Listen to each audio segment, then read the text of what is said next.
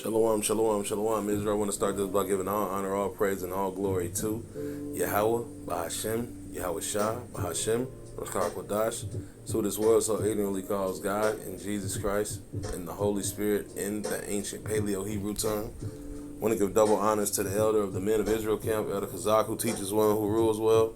I want to give double honors to the elders across the four corners of the globe, starting with the elders of GMS, who we learn from, who teach well and who rule well, from Elder Tahar on down. I want to give salutations to the brothers that are of the hopeful elect, teaching in truth and in righteousness. And I want to give a shout out to the brothers that are likened unto the speckled bird, causing confusion among the heathen while having the facade of the heathen, because we are not the black Hebrew Israelites. We're all shapes of brown, all colors of brown. Salakia. To all your brothers, I like to say shalom. I'll dub this video Doctor. I don't even know the doctor's name. But I came across a video and he explains fasting. So I'll just name the video Doctor Explains Fasting.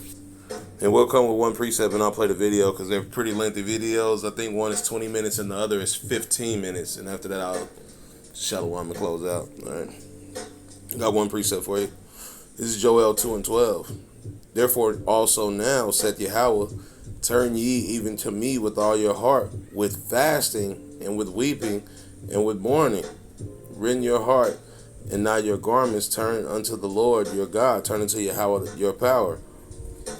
For he is gracious and merciful, slow to anger, and great of kindness, and repenteth him of evil. Who knoweth if he will return and repent and leave a blessing behind him, even a meat offering and a drink offering unto the Lord your God. All right. But the point of this precept is the first part. All right. They turn to the Lord with fasting, man. You know. And now in the end times, it's more as ever. You know. But I'm on a weight loss journey myself. You know, I need to lose like 30 pounds, 245 right now. You know, that's kind of big. You know, not extremely overweight, but you know, I'm a 6 foot man, almost 6'1". You know, 245. Yeah, I need to lose a good 30 pounds. You know, good 35 pounds. So I figured this would be a great video. But where's the other one?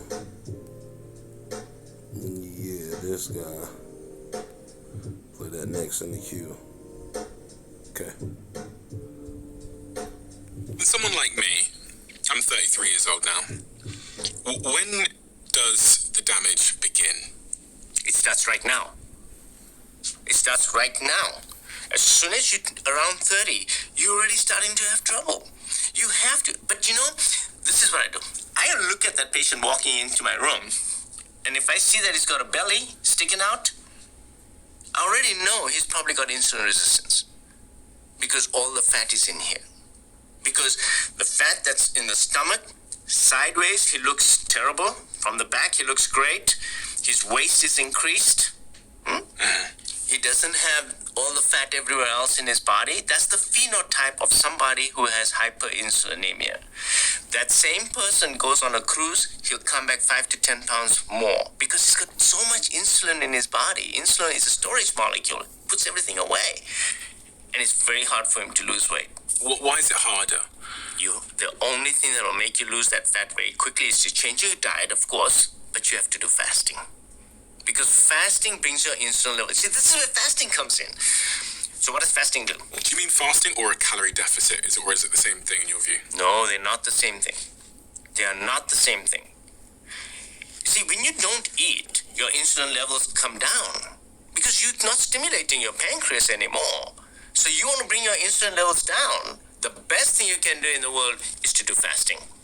Because look, if I just simply cut down on my calories, then there's a different physiology that's going to take place in the body. And when you fast, there's a totally different physiology. When you cut down on calories, the body senses that there's caloric deficit. Your metabolic rate changes, it actually slows down. And the body will start breaking down everything, muscles included. So you lose fat and you also lose muscles. On the other hand, when you're fasting, it's a different physiology. Fasting is, I've put on fat, now I'm going to take it out of the bank. Now the bank is going to be available for me to pull out my calories and use it now. And you start burning the fat. So in the first 12 hours of a fast, you take out all the glucose in the form of glycogen from your muscles and your liver. After 12 hours, you start pulling the fat out. And the first place the fat comes out of is going to be visceral fat. That is why fasting benefits you so much, because it gets rid of that worst fat, the fat that is very inflammatory. You see, if I did a biopsy of your visceral fat versus a biopsy of, let's say, a fat from on your buttock, two different types of fat. One is full of inflammatory molecules, the other one is not full of inflammatory molecules. One is producing interleukin-6 and tumor necrosis factor, and this other fat is not. These are two different fat storages. Visceral fat is very toxic, it's very inflammatory. And that is why patients who have visceral fat make all these molecules. So when I do the blood test, I see that, oh, you've got so much inflammation. You've got interleukin-6 is high, tumor necrosis factor is high, your CRP is running high. And one of the reasons for this is not just leaky gut and other things that I look at, but in your case, it is also because you have a lot of ectopic fat. Ectopic fat. Ectopic fat is, now we're realizing, is not just only around the liver and around your pancreas, it's also around your heart. So when we look at the coronary arteries and we see all those fat around the coronary arteries, you had a very nice diagram right there.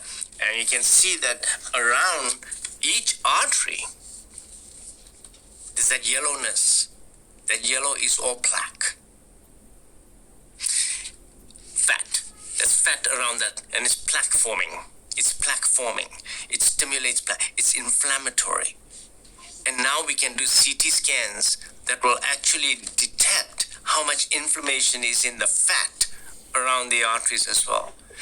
Ectopic fat is around the coronary arteries, it's in your liver and in your pancreas, and it is very inflammatory. On this point of fasting, so if you have someone come to you and they have that physique where there's a bit more of that protruding belly fat, you said that fasting is a much better approach than just sort of a calorie restriction. I was looking at some studies that said research shows that calorie deficits of any kind can reduce visceral fat, but fasting will give it an edge because of the insulin sensitivity stuff that you talked about as well. What kind of fast should one be doing? Because there's so many different names for these fasts. People do these 40-day water fasts and they do intermittent fasting. It's a great question. So there are many, many different types of fasting. Depending on your goal, on what do you want for that particular patient. So if a patient is just simply looking to reduce his visceral fat, then I start with 12-12, which means 12 hours, you don't eat anything, you just drink liquids with no calories in it, and then 12 hours is your feeding period. We start with that. And we do that for about 2 to 3 weeks, and then we quickly move to 18-6. 18-6 means 6 hours you get to eat. 18 hours, it's only water, black tea, black coffee, green tea, no calories. 18-6. 18-6. And then that's one type of fasting. Now, if a patient is very overweight, a patient has diabetes and your goal is to reverse the diabetes, the patient needs to lose 60 pounds, then those patients have a special type of need. For them, I will take them to a 48-hour fast once a week. Sometimes I'll go to a 3-day water fast every 9 days. Every 9 days, you will do OMAD. OMAD means 1 meal a day only, every day for 9 days. And then you're going to give me a 3-day water fast. Is the same advice applicable to women? Because obviously they're contending with a variety of hormone fluctuations and estrogen, and I know that the female body responds differently to these kinds of stresses, like fasts. I've been asked that question so many times from patients as well. Most of the women can actually handle it. The only women that cannot are those who are trying to become pregnant, or they have, or they're already pregnant. I think that women are not that different when it comes to the fasting programs. So in my experience, I've been able to get women to fast. I just finished a fast on one lady just now for 72 days. 72 days. She was terribly overweight. She had diabetes, she had hypertension, she had hyperlipidemia, she was having hip replacements, knee replacements, joint problems, she had skin problems, and we fasted her for 72 days. What did she have in those 72 days in terms of drinks, electrolytes, coffee? What was she? Great question. So she would have black tea, black coffee, water. And in the water, once a day, I tell her to put some electrolytes in there. So there's an electrolyte called LMNT, or sometimes I just tell them to go buy some Celtic salt and put half a teaspoon in there, and once a day you take that. If you get cravings and you feel really, really hungry, take some MCT oil, a teaspoon, and put it in your water, and you can drink that as well. I think it's worth saying that probably shouldn't try this at home, ladies and gentlemen, because obviously medical supervision is critical here. But in the case of that lady, what was the before and after of that 72-day fast? So, diabetes, gone. Blood pressure, normalized. Weight loss, tremendous weight loss. I think she lost about 55 or 60 pounds. Wow. Okay. And not only did she lose all that weight, yes, all that weight from her belly was gone, but even her face, under the arms. So when you lose weight in a fasting program, it's very different from losing weight when you are restricting calories. You actually retract your skin, so you get real changes in your entire body. These patients, I had one patient that fasted for 183 days under supervision. Okay, so he went from 400 pounds to 210 pounds. And when he walked into the office, you would not recognize that he's just lost all this weight, because he did not look like skin on top of bones and then having to have surgery to remove all that excess skin. Fasting is a totally different physiology. In fasting, the body is doing a whole lot of things that are very different, and we can go into the physiology of fasting because that's fascinating. It's a physiology that has not been used by us. We've lost it. So one of the things about modern living, we have lost this physiology of fasting. First of all, why do we still have that physiology in us? It's because it's supposed to serve a purpose. Because we're supposed to be fasting and feasting. But now we're only feasting all the time, and we're not fasting. In order to go back to normal, you should be fasting. Fasting is supposed to be a normal part of your existence. That's the way you were designed. Not this modern industrialized living that we've been doing in the last fraction of a millisecond in the total existence of the human race. We've changed our lifestyle so much, modern man has, but our genetics and our physiology has lagged behind. We were supposed to use fasting and feasting as part of our normal program, as our normal physiology. That's why we still have it. That is why after 12 hours, you start making some more ketones in your body. And the ketones come from fat. You're moving that fat out of storage. What is a ketone? Ketones. So ketones are an energy molecule produced by the liver. How does it make it? It makes it from fat. So the fat gets liberalized, and by the way, the fats only start moving when your insulin levels are down. So because of fasting, your insulin levels are really low now, okay? Because you've been fasting, right? So now the fats start dissolving. So you get free fatty acids. The free fatty acids float into the bloodstream. Free fatty acids are fat products. They float into the bloodstream. They go to your liver. Your liver converts those into ketones. Now, ketones are an energy source of the body, an alternative source to glucose. So in general terms, you are either going to be running on glucose and glucose metabolism, or you're running on ketones. Okay? And so ketones basically show up when glucose isn't around. That's absolutely right. So ketones are actually a cleaner fuel for the body. And in terms of producing reactive oxygen species in the metabolism, the way your mitochondria work, you actually produce less reactive oxygen species, which is damaging to your physiology when you're in ketones. And ketones are signaling molecules that also change your physiology in a number of ways. Number one, it causes the production of brain-derived neurotropic factor that occurs under ketogenesis. Brain-derived neurotropic factor, which means that you become smarter, You're growing new cells, your reflexes are better, your visual acuity is better. Why? Because nature wants you to become a better specimen so you can go out and get your next kill. So why don't we all just stay in a state of ketosis then, if it's so miraculous? Well, that's a great question. You don't want to be in ketosis all the time, because that's not what ketosis, what our physiology was made for. Because then you'll just be burning fats all the time, and that's not a good state to be in constantly either. So you want to be able to do both. You're supposed to get your current account and your deposit account. You're supposed to work with both of them. That's the normal physiology. So not only brain-derived neurotrophic factor increases, but also stem cells. Stem cells are amazing. And in my patients, of course, I see that... What is a stem cell? Stem cells. So stem cells are... We all have stem cells. And we all still make stem cells. And they're produced by the bone marrow. These are pluripotent cells. Cells made that will then go out and become whatever they need to become. So they can go out into your circulation and become a muscle cell, they can become a retinal cell, a skin cell, they can transform into anything. So what happens is when you break your fast, you get a surge of stem cells coming out of your bone marrow. Some of them become immunocytes. That is why we know that fasting also boosts your immunity.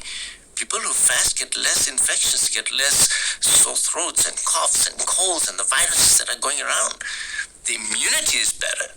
The stem cells are not, I'm particularly interested in the stem cells because of a thing called the progenitor cells, endothelial progenitor cells. Progenitor cells are, you see, you're always hurting your blood vessels, the lining of the blood vessels, and the lining of your blood vessels have to be constantly repaired, and they are repaired by the progenitor cells. When you do intermittent fasting and time-restricted feeding, you will produce more, and this has been shown in numerous studies, more progenitor cells. And these progenitor cells go and repair your blood vessels. So why am I interested in this? Because I'm a vascular doctor. I want my blood vessels to constantly be repairing themselves from the damage that we do in day-to-day life. So, stem cell mobilization, brain-derived neurotropic factor, growth hormone. You make more growth hormone in fasting. So, when should you exercise when you're fasting?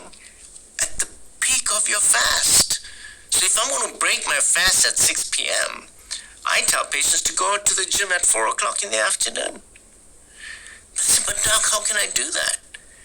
You will find that you will put on more muscle and you will retain more muscle as well because you have higher growth hormone. The fastest way and the best way to actually increase your growth hormone production is to do intermittent fasting. When I sat with Dr. Stacey Sims, who does a lot of work on women's physiology and women's performance, one of the things she said to me is that if a woman in particular tries to do a workout fasted, the body will break down the muscle in a woman because she said a woman's body is much more, the hypothalamus is much more sensitive to changes in a woman's glucose levels because it's trying to defend against, pregnancy and, all these kinds of things. So it shuts down the menstrual cycle if there's not enough glucose in the blood. And so she said for women in particular, you do want to eat something before you work out, or your body will take from the muscle, and it definitely won't. The body's very sensitive. It won't want to help you build muscle if there's not enough glucose energy in the body. She said for men it's slightly different because we're a little bit more robust and we were meant to hunt. So if we were fasted, our body is designed to kind of keep up its normal processes to help us complete a hunt per se. So I guess I throw this question out to you about women exercise and fasting. Yeah, I think that's a great observation. So again, what kind of exercise is the woman doing? You see?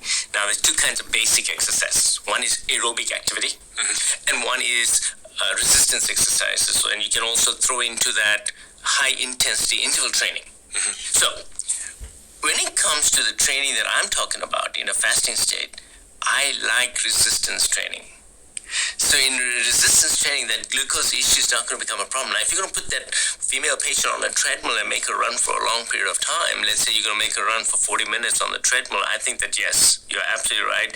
You are going to deplete her glucose and you may cause some problems, and then the muscle will start breaking down.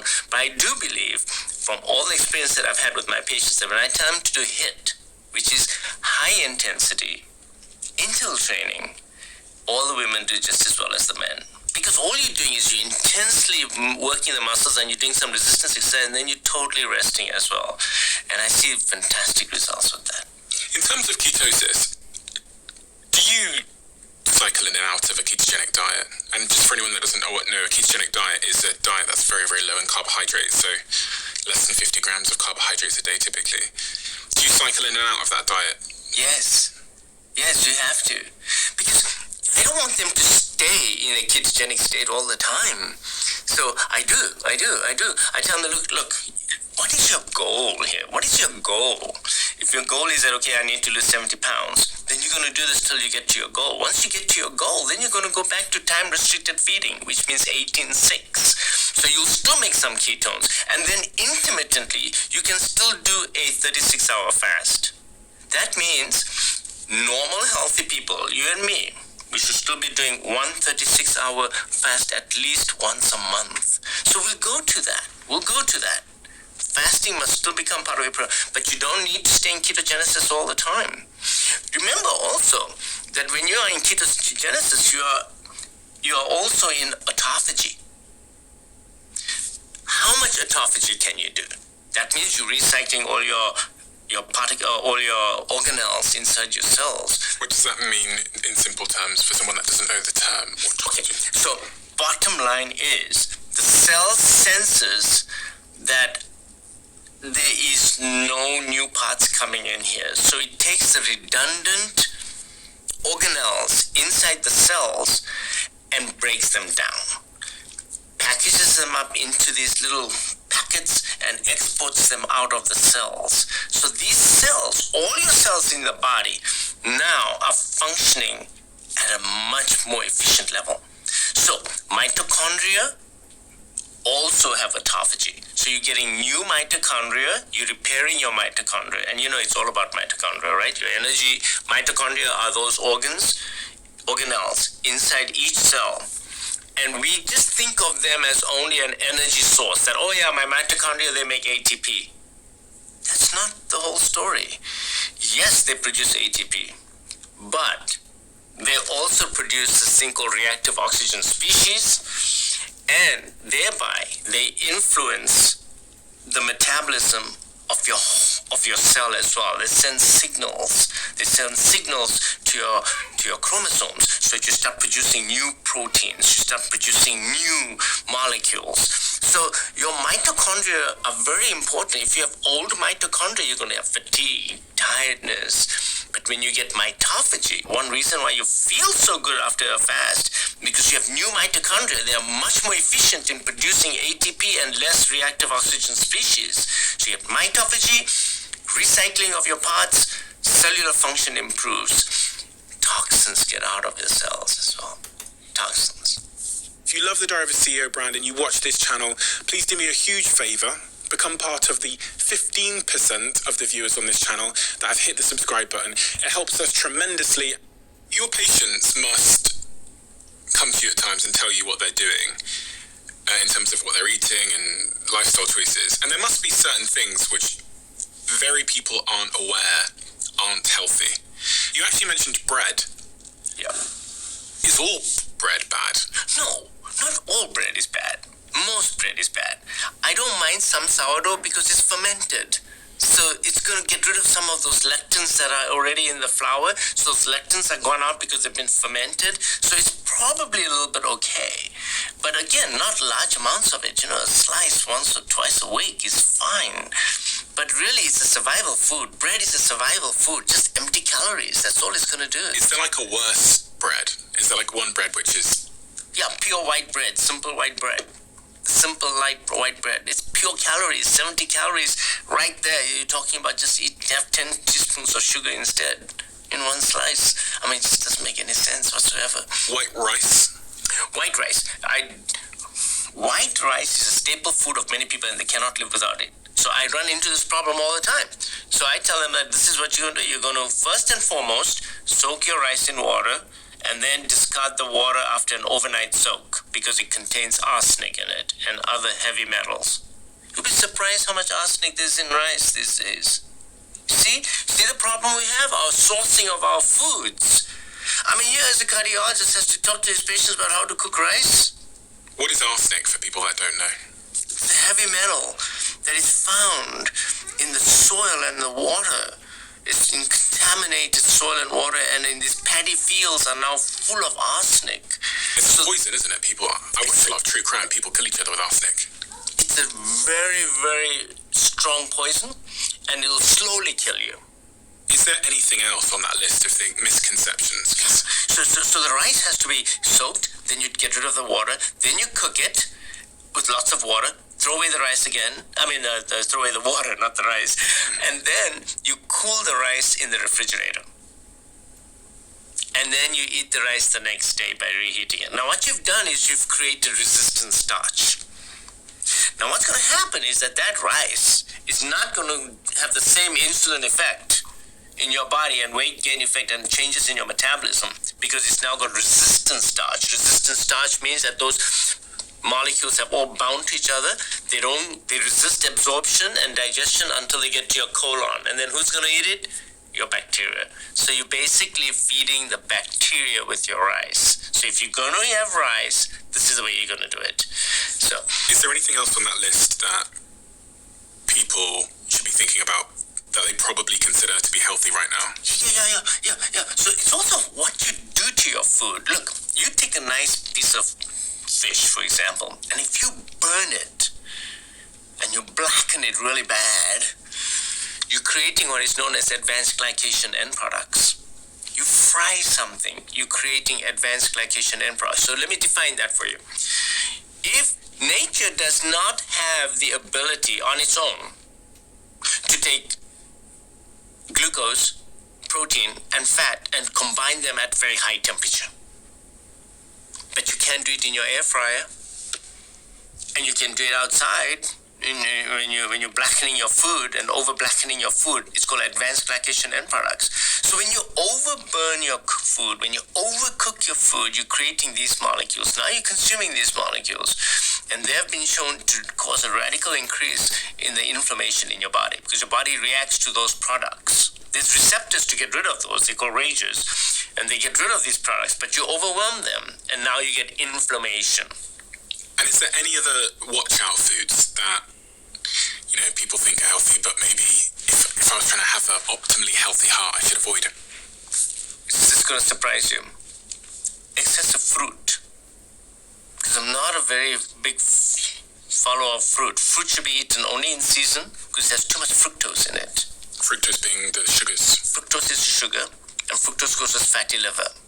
So our overconsumption of fruit is another factor that is contributing to coronary artery disease and diabetes and fatty liver. And we think of fruit as being a healthy thing. You see? But fruit should only be consumed really in the fall and in season and in small amounts, because that high fructose level really causes major changes in your metabolism. So I'm not too fond of fruit. You can eat fruit in season, small amounts of it. But people go crazy about fruit. I had a patient who was having mental problems as well as cardiovascular disease, and that's all he lived on is fruit. Morning, lunch, and dinner. And the moment we stopped that, his health changed completely. He got so much better. So excess of fruit is also no good. Excessively cooked foods, processed foods, refined products. And another one, vegetable seed oils. So any food that you prepare or you buy that contains vegetable seed oils is a no-no. Because vegetable seed oils are a product. And if you look at all of them, they're exceedingly high in omega-6. And the ratio of omega-6 to omega-3 is what the problem we have today. We have far too much omega-6, very little omega-3. So anything that contains vegetable seed oils. So I always tell my patients, get rid of that vegetable seed oil bottle from your home. So what oil should I use instead? The oil at home, if you're going to use any oil, is going to be olive oil, extra virgin olive oil for your salad. And if you're going to do high temperature, put a little pat of butter, or use a little bit of ghee, or you can use a little bit of coconut oil. This is a bit more of a different question, but you said earlier on that when a patient walks into your office, you can kind of look at them and generally see if their cardiovascular health is intact. And we're generalizing here. But if I'm sat at home right now and I'm trying to figure out if I'm healthy as it relates to my cardiovascular health, what are the symptoms of cardiovascular poor health? Like what throughout the whole body? Can I sort of, obviously don't want anyone to self-diagnose at home, but what kind of symptoms should I be looking at even when you look at me? Let's do this on me to make it easier. Yeah. So number one, look at your weight. Okay. If you're overweight, that's one strike against you already. Number two, if you're overweight, where is it? It's mostly on the belly. I'm overweight according to the BMI. But again, you got to look at BMI. Is a little crude. It's not a very accurate way of actually looking at it, because some people are very muscular and the BMI of 28 is actually perfectly okay for them. It's the constitution I look at, and it's visceral fat. Now, I can't measure your visceral fat by looking at you, but I can tell if your belly is protruded. Now, in my office, I do visceral fat analysis. So what else? I don't have a protruding belly per se. What else should I be looking for to understand if my cardiovascular health is intact? Is there, Just by looking at you physically? Yeah. No, I think that's it. Basically, it's your BMI and your overall weight, and must not have a belly. Just don't have a belly. If you have a belly, you have a problem. And what about my joints and stuff like that? Is that an indicator of... Yes. If you have symptoms, if you're having joint pains, look, if you're having joint pains, people think, it's just degenerative joint disease. In my experience, what I have seen, it's all inflammation. Because when I change the diet, when I fix the gut issues, when I fix the inflammation in the body, they all come back and say the joints got better. All of them, uniformly. Especially patients who have autoimmune disease. For example, many patients have rheumatoid. And the moment we change their diet, their lifestyle, the frequencies of eating, introduce a little bit of fasting, so we do everything, right? We've changed the gut microbiome. We've made the liver better by giving them some supplements. We do intermittent fasting. We do some exercises. We give them some stress management. We improve their sleep. All of a sudden, the joint pains get better. Rheumatoid gets better. Skin diseases get better. Psoriasis gets better. Because it's the fundamental underlying part is all inflammation. This is a random one, but I'm just connecting dots from different podcast guests I've had on the show. What about bad breath? Bad breath. Bad breath is real. But what is it? Is my oral microbiome linked to my heart health? Yes. There's a microbiome that goes all the way from your nose, mouth, all the way down to the anus. And each one is specific and can predict whether you're going to get cardiovascular disease or not. There's unequivocal data to show that if you have bad teeth, bad dental hygiene, bad bacteria in your mouth, you're going to get valvular disease, such as aortic stenosis, premature calcification of your aortic valve, and you're going to get coronary calcification. That's been proven unequivocally. Patients who have chronic sinusitis so you think that that's benign? If you have chronic sinusitis... What's chronic sinusitis? Chronic sinusitis. Infections inside your maxillary sinuses, frontal sinuses constantly, and you get these headaches, and you get the cold, and your blocked nose, and you constantly clogged up inside here. That's inflammation. And oftentimes, that's also linked to premature coronary artery disease and inflammation in your body, especially when it's fungal. There's a condition called fungal sinusitis. Again, it comes down to mold. And this mold, it causes that low-grade inflammation in your body. And this has been linked to coronary artery disease. You see, what's happening is we're transforming the whole definition of the causes of coronary artery disease. We have been so myopic in our definition of what causes coronary artery disease. Whereas everything, your entire lifestyle, mental, physical, eating, everything will affect your coronary arteries. Everything. Do you think much about overstimulation? Really mean like too much caffeine. Does too much caffeine play a role? And I say this in part because I think there's been a few times where I've had like a pre-workout or too many glasses of coffee and I've got like heart palpitations and you almost like feel like you're dying. Yes. Caffeine is very similar to the adrenaline molecule. Now, why would you want to have too much adrenaline in your body? Because then you're living in a state of existential threat constantly. And then what happens? You don't get the offset either, so you don't get the parasympathetic. So you're only in sympathetic all the time. That's So fight or flight. all the time. So caffeine generates that, and the physiology it'll do. Look, caffeine is not as benign as we think it is. Now, there's nothing wrong with having 1 or 2 coffees a day. That's fine, okay? But I know people who drink about 6 glasses or 6 cups of coffee a day, and I think that's toxicity. You see, that's toxicity. Too much caffeine, and it's a diuretic. And a diuretic will cause intravascular volume depletion, and that also turns on your neurohormonal activation. So you become more sympathetic. You see? So it's a vicious cycle. Makes you dehydrated. I was reading about this earlier because I did have heart palpitations one day because I think I drank too much coffee. And what I see here in the research says that moderate caffeine is safe and even heart protective for most people, but excessive caffeine, when you get above 600 milligrams a day, can raise blood pressure, trigger arrhythmias, and stress the heart. Yes. Now, I want to tell you why coffee is good. It's not good because of the caffeine. And so it's not good that, I'm getting that caffeine, so it's good for me. No, because believe it or not, coffee has a lot of soluble fiber in it. So there is some soluble fiber in it. And it has polyphenols. So coffee has polyphenols, just like how cocoa has. Cocoa, cacao, 85% cacao, chocolate. That's fantastic. It's got soluble fiber. Because who's going to consume the soluble fiber? It's actually the bacteria. So a coffee a day is actually good for you for a different reason. It's good because it's good for your bacteria. Because it's getting soluble fiber and it's getting polyphenols. And all those polyphenols are consumed by your bacteria. They call cacao, don't they, the something of the heart. My girlfriend's quite spiritual, and in her practice, they call it like the heart medicine, cacao. Cacao, it is, because it has a lot of antioxidants and it has a lot of soluble fiber. So, wait a second, is it soluble fiber? Yes, because that's fostering the growth of the good microbiome. The good microbiome is then going to produce postbiotics, and the postbiotics are going to give you all the benefits that you're going to need. So it's going to cause less leaky gut, less inflammation, and your enteric nervous system, your vagus nerve is going to be protected, because we're destroying our vagus nerve right now with the leaky gut. When people get heart palpitations, I imagine a lot of them message you because it's quite scary, isn't it, when you feel your heart beating? What is typically going on, and when is it cause for concern if you've got heart palpitations? Yeah, if you have underlying structural heart disease, let's say you have blocked arteries, let's say you have a cardiomyopathy, a valvular disease, and you're having an arrhythmia, which is palpitations, that is definitely life-threatening. They need to come straight to the office, and we need to monitor you and find out what's going on. But let's say you're otherwise perfectly healthy, young person, perfectly healthy, no heart disease whatsoever, and you're having palpitations, then it's usually an imbalance of your sympathetic and parasympathetic nervous system. You're too stressed.